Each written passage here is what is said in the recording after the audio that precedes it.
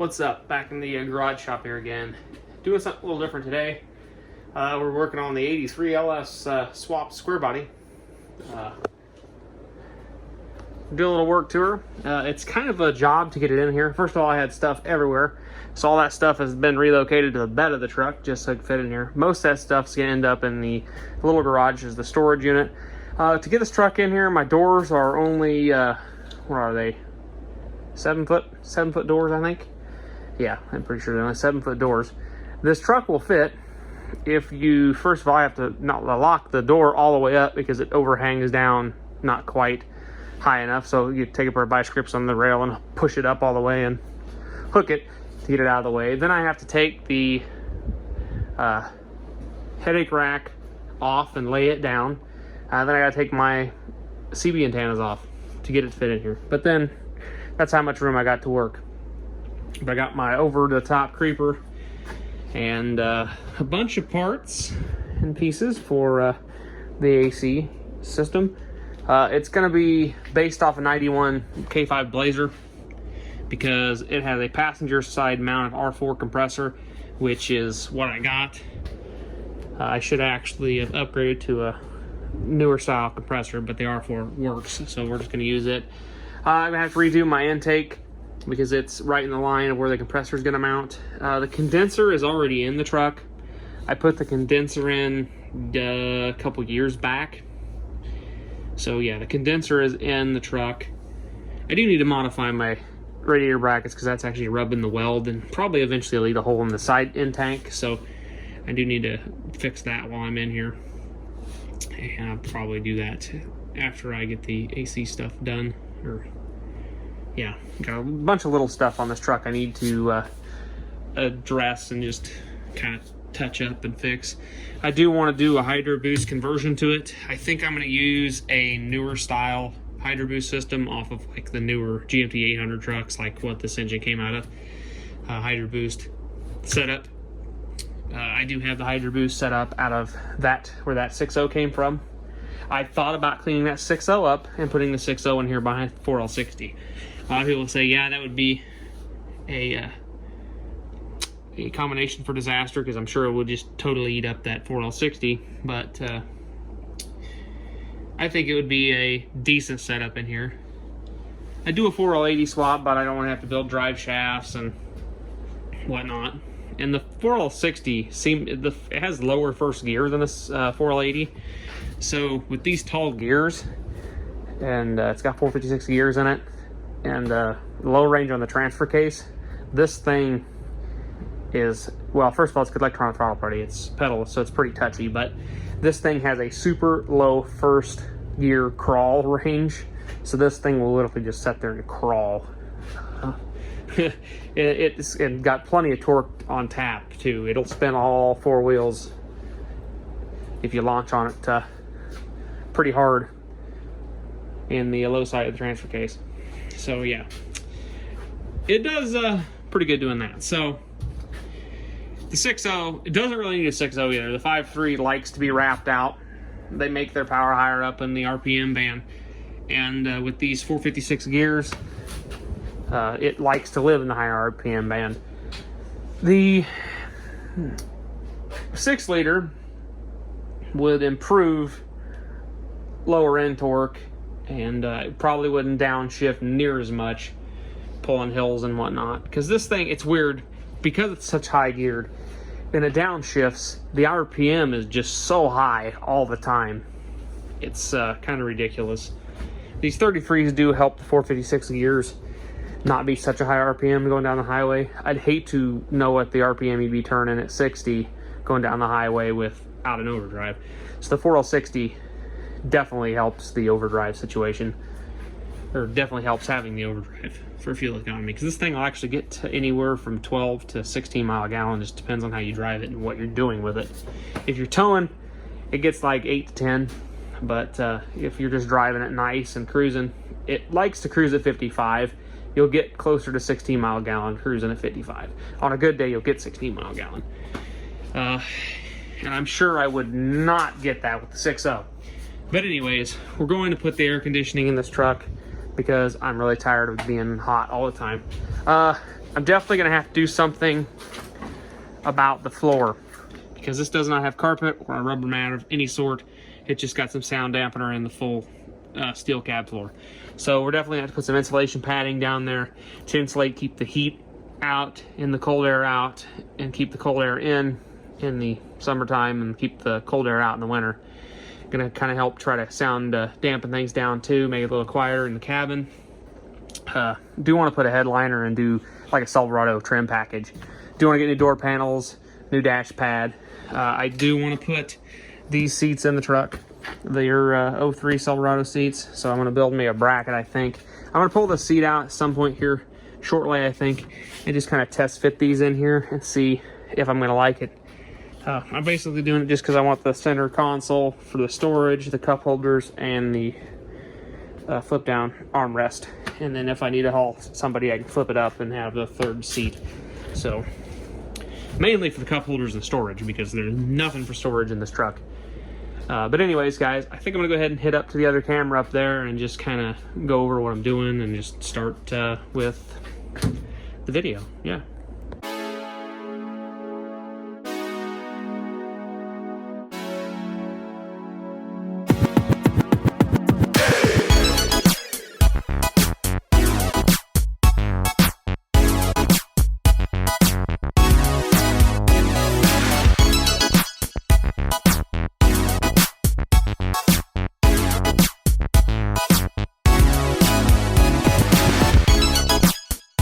Well, I got the evaporator core in there. I got to go back through and reseal this box up, but it's nice and secure in there, so I can go ahead and get the receiver dryer mounted. I do got to get some butyl and put around these, obviously, but for right now, it's in and it's gonna work. So there's a nut that wasn't on the bottom. It's missing. It must either fell off or I never put it back on when I pulled the evaporator out this originally. So I will probably go ahead and find another nut or something to put in there, so that'll work. I got the steel line I got to run from down here to here, and I'm going to probably do that now just so I can get that all formed to where it needs to go. That also, I believe, where the orifice tube goes in, so I need to figure out which direction that goes because I don't remember. So we'll have to figure that one out. But yeah, this is the tube that goes in there. That's my low pressure side, which this is for R12. I'm gonna clean it back out, and I've got new O-rings and O-ring kits. So I'll throw the O-rings on too while I'm there. Also use a little bit of oil and get that done too. I think it goes like, yeah, it should go like this, and it should actually fit, I think, behind the air filter, because I believe it was in there before. See, I'd been that down on the evaporator there and make the lines kind of hook back together. Even gonna miss my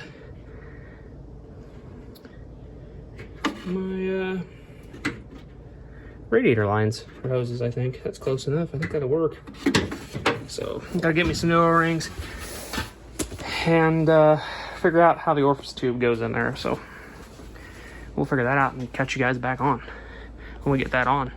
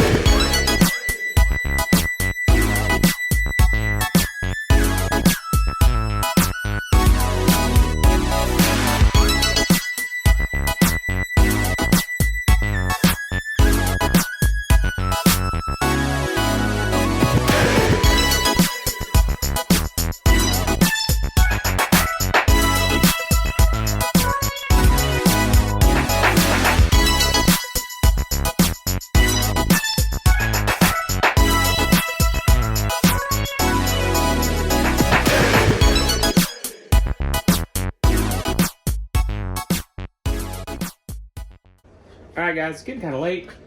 I got it installed. I got the compressor mounted. You guys can see the time lapse there. I've been kind of fighting stuff and everything. These lines work. I did have to modify them a bit. I actually had to put them in the vise and turn this one so it wouldn't hit anything. It still rubs on my lower radiator hose. I don't think that'll be too big of an issue. I'll probably put something around the radiator hose and another piece of hose just to rub together. And that shouldn't be too big of a problem. I do need to get another one of a higher pressure side adapter. I'm gonna go to Napa tomorrow and see if they got it. Also, I didn't get any seals for my compressor. All they gave me is O-rings, and I think this requires the big seals. And my lines, nor did the compressor come with it. I've been trying a bunch of different ways to get everything to fit right, and this is the way it was. It actually worked almost a little better with it clocked one more hole over, but the plug-in was right here for the clutch, and I would have had to modify, and it would have been a real pain. The kill switch for the high pressure switch right here, that just cuts ground off to your compressor. And yeah, but my lines they're just set in there mocked up. They're just temporarily tightened down. I'm actually going to pull the lines back off, and I'm probably going to pull the compressor off. I'm going to take these with me tomorrow to Napa and try to get them seals for the lines. It's fun. But so far, we got everything. Got the orifice tube in here. Got this line. Got the low side adapter for R34A on.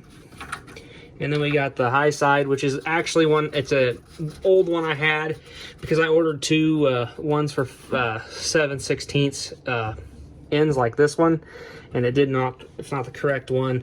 It's actually the smaller one. I need to take this with me tomorrow and I'm gonna take it off too and take it with me tomorrow too. And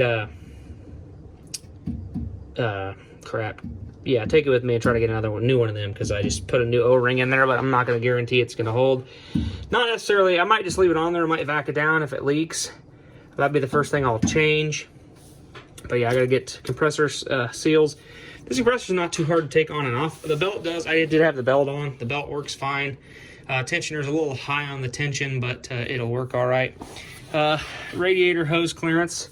It's pretty tight right there. I can get my finger through, but that won't be too bad. I'm actually going to pick it up some. I'm going to drill some holes in this shield and use the like my 1/4" zip tie push pins to hold the hose up a little bit more across the whole radiator entirely. I'm going to do that. Like I said, I'm going to build an intake, I think, unless that one will clock up far enough to clear everything. I don't think it'll work because of the snorkel tube. If I had one without the snorkel tube, it would probably work fine. Actually, I'm about guaranteeing it would work without the snorkel tube, but I don't have one of them anymore. All mine have the snorkel tube. Actually, I may need to look again because the Trailblazer one I have might not have the snorkel tube. I'll have to look. But if I can use a stock intake tube, I can run it back over to my airbox and not have a problem. I might put my airbox back on now just to see if I have room for these lines. I should have. I do need to maybe put something in that so that don't rub a hole in each other. But yeah, you guys can see this has almost got a slight kink in it here, but it'll compress that back and blow that back out. Won't be a problem. But anyways, guys, I think I'm going to call it a night for tonight. And yeah, we'll cut back on tomorrow when I get all the stuff to hopefully seal these lines up. So then we can vac the system down and see what's going on, see if we hold a vacuum. I do need to get a new plug.